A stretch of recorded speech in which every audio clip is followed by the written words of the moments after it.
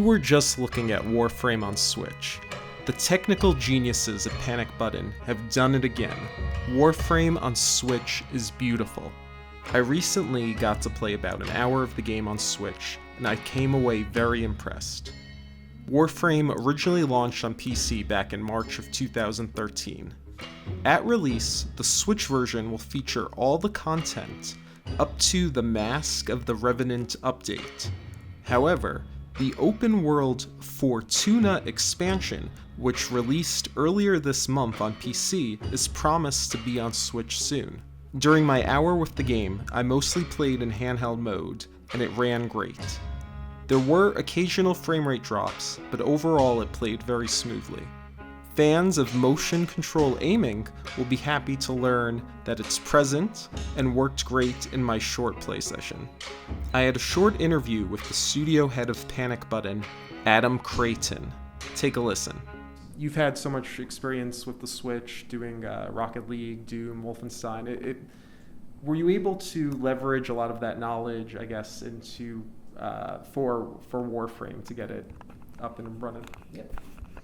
Yeah, there's a lot of things that we've been able to do from a lessons learned perspective. Every game is different. A lot of what we run into when we're doing the kind of work we do is working with proprietary engines or proprietary technology, and so that worked very well for us as we were working on Warframe because it's an in-house proprietary engine, and that wasn't a blocker for us at all.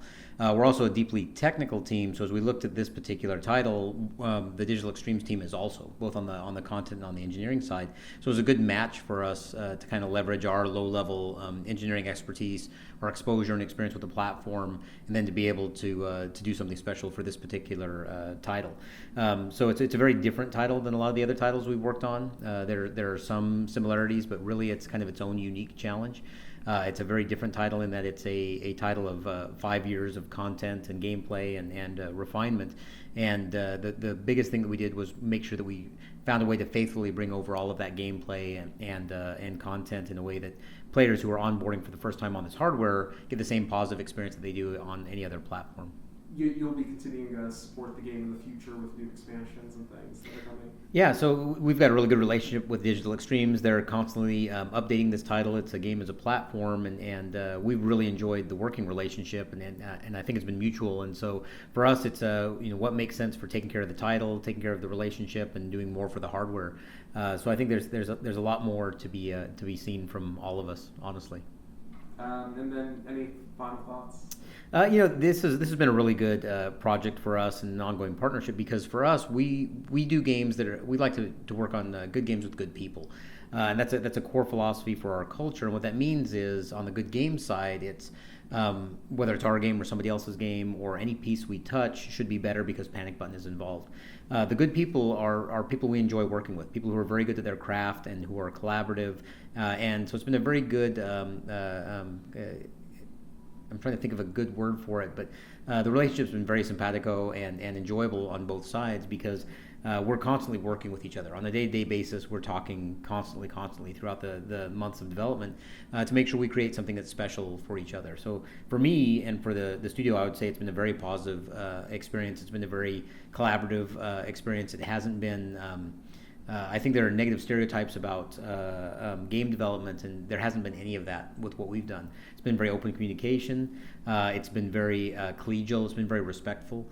I think having two different teams that are a group of very senior folks who are also high end and low level, and all want the same goal as far as a quality product on the quality platform, created a very unique and positive experience that I've enjoyed. I can say personally. Hi, I'm Mark Olivier. I'm an assistant producer at Digital Extremes. I'm really excited for the Switch launch because it's the first time that we've been launching on a platform in a couple of years, and this is really the best version of Warframe that has ever been. It's got so much content, it's got so much rich customization, so much fair monetization. I'm really excited for Nintendo players who may not necessarily be so aware of what Warframe is as a whole to kind of be able to jump in from a fresh start and really get to explore this universe at their own pace and really just kind of sink their teeth into what is arguably an uncomparable game on the Switch. It's just so massive, so extensive, and so I'm really excited for players to be able to play it. the optimizations that Panic Button did have now come back to the PC version. Could you tell us a little bit about that? Or? Right. So at DE, we're kind of rapidly pushing out content and rapidly iterating, so we don't always have the luxury of being able to look back at previously implemented systems and kind of say, oh, maybe we could have done this better, maybe we could have massaged it. So one of the pluses of having Panic Button come in and take a look through everything from start to finish, the full 5 years of content, they were actually able to look at things and say, hey, this particular system, in particular, I think there was a texture compression situation where they saw, no, we could do this a little bit better, and it was originally just to ensure that the Switch version was running as best as it could be, but because it's such an open dialogue that we have with them, Steve Sinclair, our creative director, was able to look at the code and be like, oh no, this is an improvement that we can apply across the board. And because it's such an open dialogue, we just brought that in immediately so that we could push out that improvement to all of our other platforms to ensure that, again, the game is continually improving and the players are getting the best possible experience at all time. And so having Panic Button be able to contribute to that was just a great bonus to not just having them develop the Switch port. I guess anything else? I know you told us earlier that the Nintendo Switch version, because it's free to play, you don't have to have like Nintendo Switch Online. You're able to just jump on. So as a free-to-play game, it won't be kind of gated or anything behind the subscription purchases. It's free to play in its entirety, and Nintendo's been really supportive and amazing about ensuring that the full Warframe experience you get on any other platform is replicated and kind of enjoyed on the Switch itself. And so they've been really awesome policy and tech-wise to ensure that that is possible and that is feasible. So we don't need Nintendo Switch Online to play, to matchmake. You don't need it for voice communications. So you don't need to use a mobile app. You can plug your headset directly into the Switch, either the audio jack or the USB jack, and so you can just start chatting away. Anyway, if you're still with us, that's Warframe on Switch. I know I didn't really talk too much about the game. It's honestly, the game... It came out 5 years ago. It's a huge game. There is so much content. There's more content coming. Everything that's coming to PC in the future is going to come to Switch. So I know they have a big expansion coming, I think, next year, where there's going to be ship combat, something like that. And that is coming to Switch. All this stuff, it's beautiful. One other thing I think that's important to mention is that I asked, is there going to be any way to play single player on Switch not connected online, like while you're on the go? That's not in the cards at the moment. I feel like I don't think they said never say never, but they didn't say never, but I think the game was built for PC originally, where the idea was you would always be connected online.